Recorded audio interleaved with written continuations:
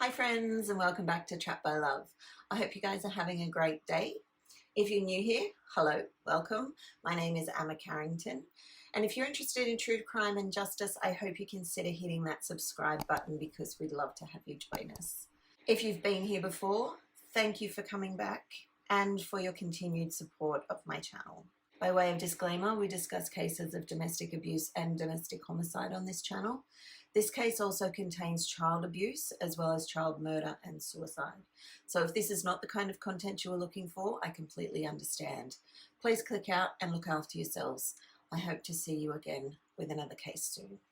But if true crime is what you're here for, let's go ahead and get into this week's case. Today's case is that of Judith Barsi.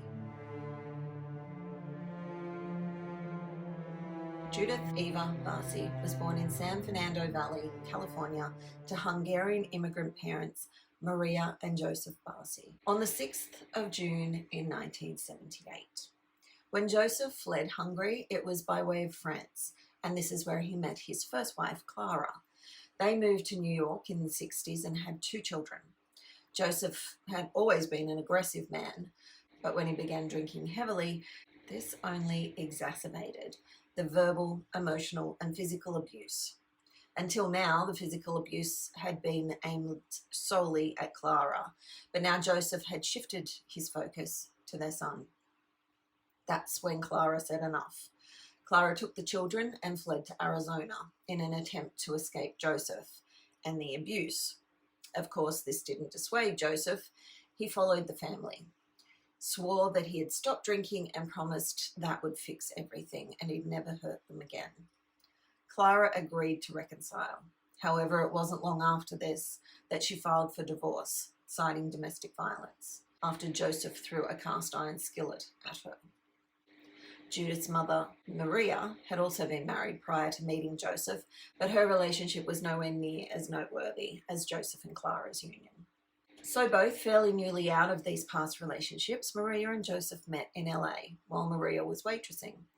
The place she worked was frequented by many of her native countrymen and women, and she couldn't help but notice the expat that was often shouting his friends' drinks and flashing around $100 bills. Joseph was larger than life. He was confident, and that drew Maria to him. They dated for a time and married in August of 1977. And of course, very soon after, we're expecting Judith. So when Judith was born, Maria became a stay-at-home mum. Whether this was at Joseph's insistence seems to be a matter of debate. But either way, Maria was happy to be at home with her daughter. She loved having a little girl to dress up and do girly things with. Maria had always dreamed of being an actress. As she got older, she saw her chances of realizing this dream dwindling. So she started dreaming for her little love, Judith, instead. From the time Judith could walk and talk, her mother began coaching her, training her, and training any hint of the European accent she was hearing at home out of her voice, promoting good posture, and teaching her how to take direction. Maria believed that Judith could become the star that she herself had always hoped to be. Now, don't take this as a negative. It's not like Maria was forcing these things on Judith. Judith enjoyed spending the time with her mum, all the dressing up and the role playing. Judith was described by everyone who met her as a sweet, kind and happy little girl. Her neighbours even described her as having the manners of an angel. Judith was a typical kid of the 80s. She loved Cabbage Patch Kids and Care Bears and the Smurfs. Judith was born a year after me, so her childhood, as far as pop culture goes, really closely resembles my own. And in not too long, she herself would impact childhoods around the world, mine included. Maria was diligent in her prep work with her daughter, so by the time Judith was discovered in a skating rink at only 5 years old, she was primed and ready for the opportunity. While at the ice skating rink, there was a commercial being shot. One of the casting directors spotted Judith and thought she seemed perfect for an upcoming commercial they were working on. When the casting director approached Maria and Judith, they were surprised to learn that little Judith was 5. They'd been thinking that she was closer to 3 because of her small size. This made her very appealing. A child actor is hard enough to work with. But the younger the child, the more restrictions and the more difficult it is to get them to take direction. But Judith was a natural. So she landed her first job in a Donald Duck orange juice commercial, and she was off. She soon had an agent and wound up in dozens upon dozens of commercials. It wasn't long before she ended up landing roles on many of the major television shows of the time. Shows like Growing Pains, Punky Brewster, and Cheers, to name a few. However, she's probably best known for her voice work on All Dogs Go to Heaven as Anne-Marie and Ducky in The Land Before Time. Ducky is still one of my all-time favourite animated characters. Yep. Don't you know anything? Long necks don't talk to, or whatever you are. Me? I'm a long neck too, see? And I have a long tail like you.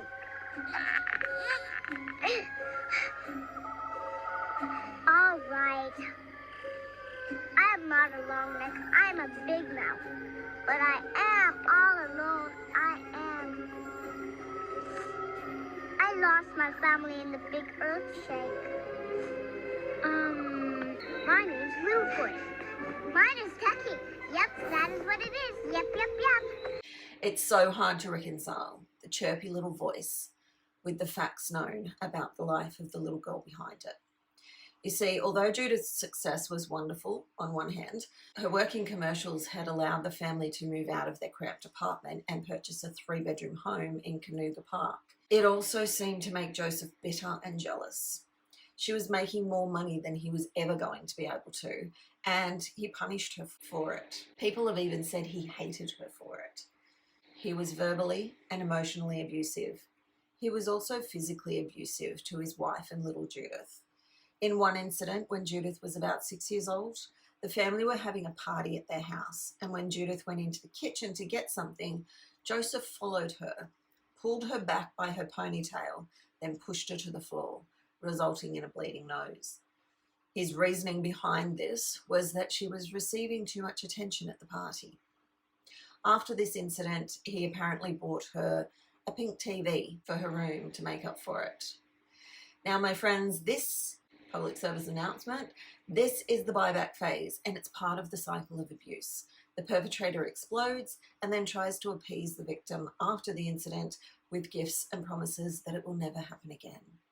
However, once you're in this cycle, not only does it happen again, it escalates, which is exactly what happened with the Barsis. And Joseph's drinking didn't do anything to help the situation. In December of 1986, after an abusive incident where the police were called, Maria told them about how Joseph had punched her in the face and strangled her. However, whether it was at the advice of the attending officers, my guess highly likely, or off her own bat, Maria decided to not go ahead with pressing charges on Joseph because there was no physical evidence of the abuse. Okay, so it was the 80s. We'll take that into account, but please, if ever you're in a situation like this and you are told that there isn't any physical evidence and it's just your word against the perpetrators, please don't let that be the reason that you don't file charges or get help. Okay, I'm off my soapbox now. After this incident and because of a couple of DUIs, Joseph did apparently stop drinking, but this didn't stop the abuse. He would yell and scream, belittle and threaten on a daily basis. He threatened his wife and daughter's lives on numerous occasions. He often told them that he would slit their throats. He would threaten to burn their house down with them all inside. He started gradually stockpiling jerry cans of fuel in the garage and would take Maria in there to show her he was serious. There were times that he would even threaten to kill Judith and then himself and leave Maria alive, alone, to suffer. What kind of evil thinks like that? He would also tell his friends that he was going to kill his wife over and over, to the point where they didn't really pay much attention to it in the end. One of his friends asked, if you kill your wife, who's going to look after your little one? And his response was, well, I guess I'll have to kill her too. They all knew that Joseph was a big talker, a bully, all bull and bluster, someone who was constantly bragging. But that's all they put it down to. They heard it so often they just didn't take him seriously. So life went on in the 3-bedroom home behind the spike fence that Joseph had put up as soon as they'd moved in. It's hard to tell now if this was to protect those inside or to keep them from escaping.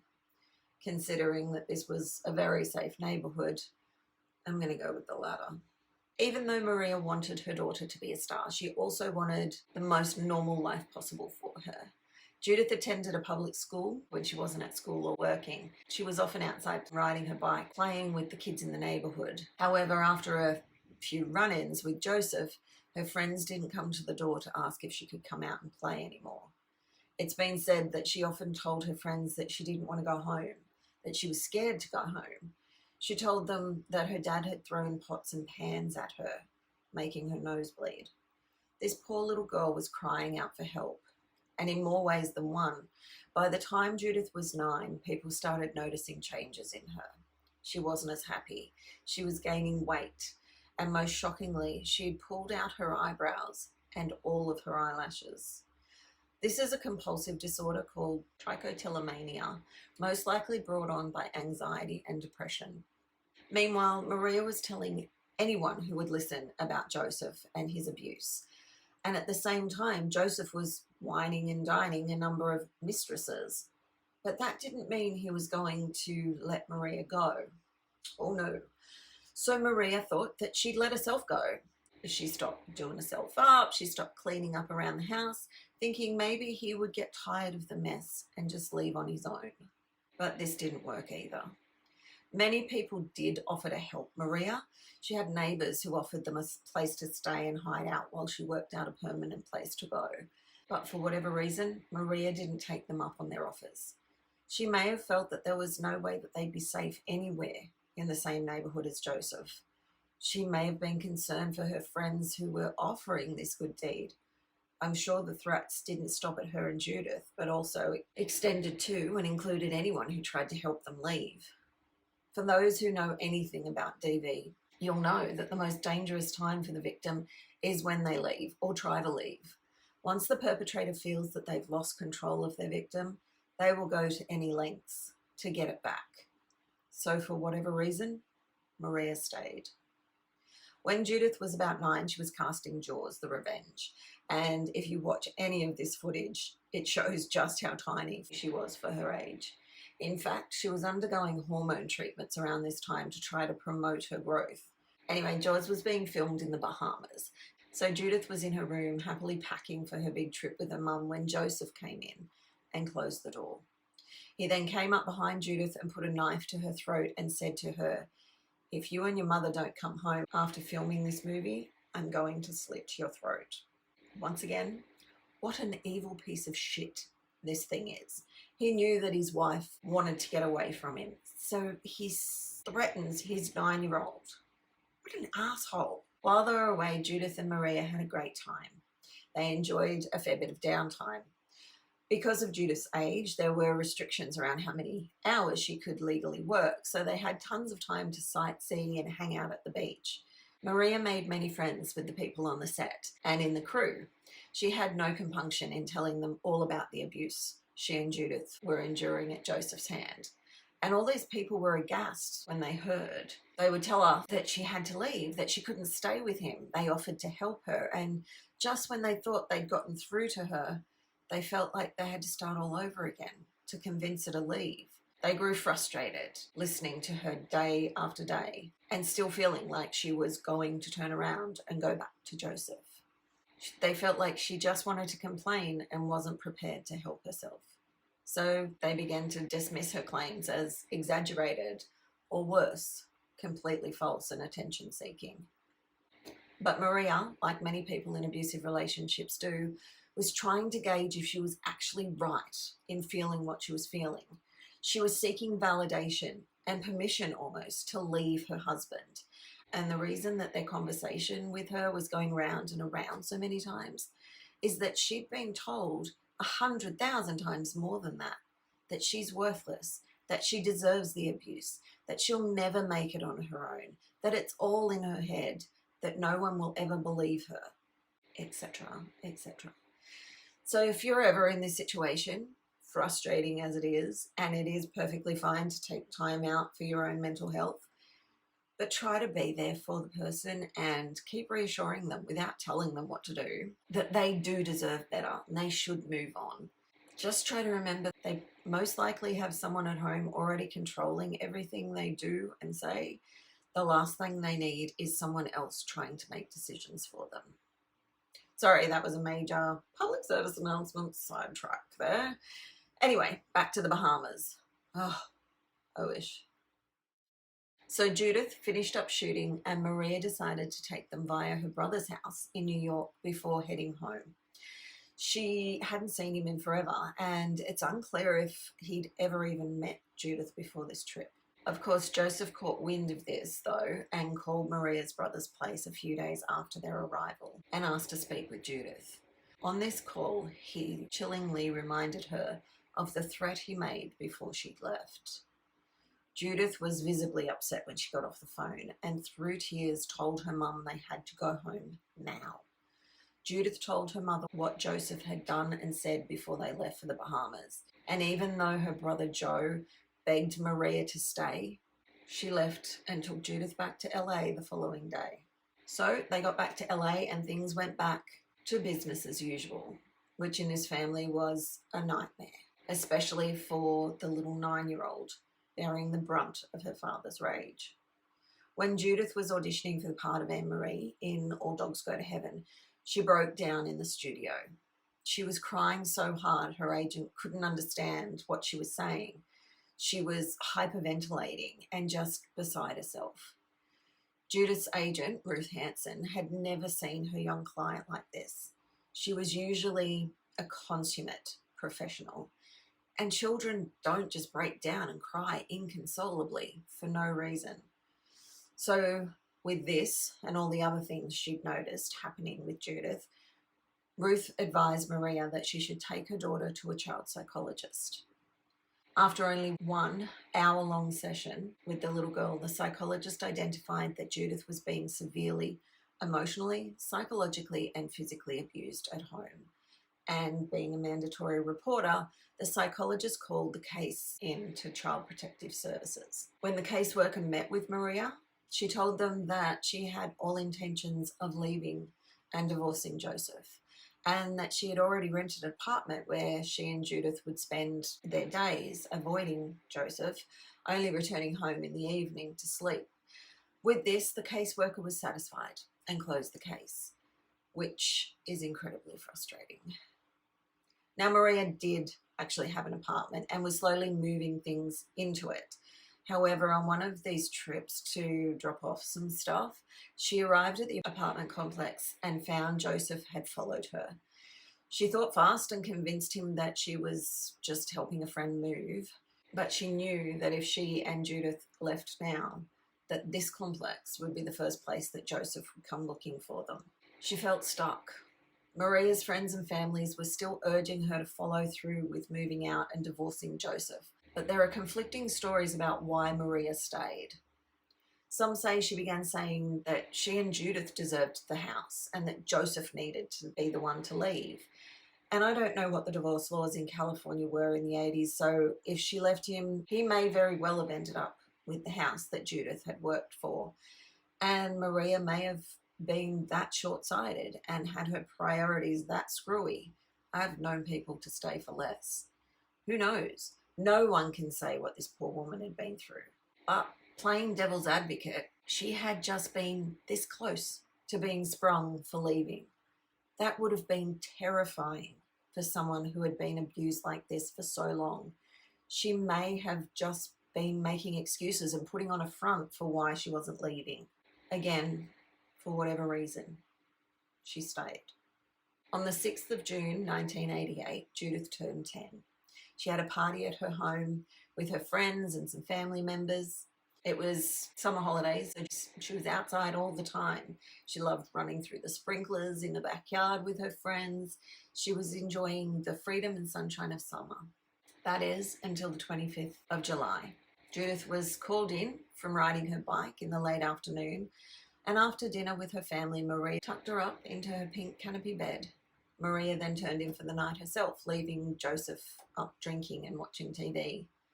In the early hours of the next morning, Joseph went into Judith's bedroom and aimed a .32 caliber handgun at her head before shooting her once, killing her instantly. Maria, having heard the gunshot, jumped from her own bed and raced down the hall towards Judith's bedroom. She came to a stop when faced with Joseph and his gun in the hall. Maria fought to get by him and to get to Judith's room, but he fatally shot her also. The next morning, Judith was supposed to be at a job, and when she didn't turn up, her agent, Ruth Hanson, called the home. Joseph answered and told her that Judith and Maria had left in a black car earlier that morning. He also advised that he was moving out of the house, that he was just there to say goodbye to his little girl.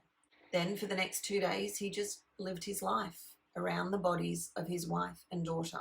He didn't even move them. Maria lay where she had fallen in the hall, and he just carried on as though nothing had happened. Then on the morning of July 27th, 1988, at around 7:30 a.m., a neighbour of the Barsis heard an explosion come from the home.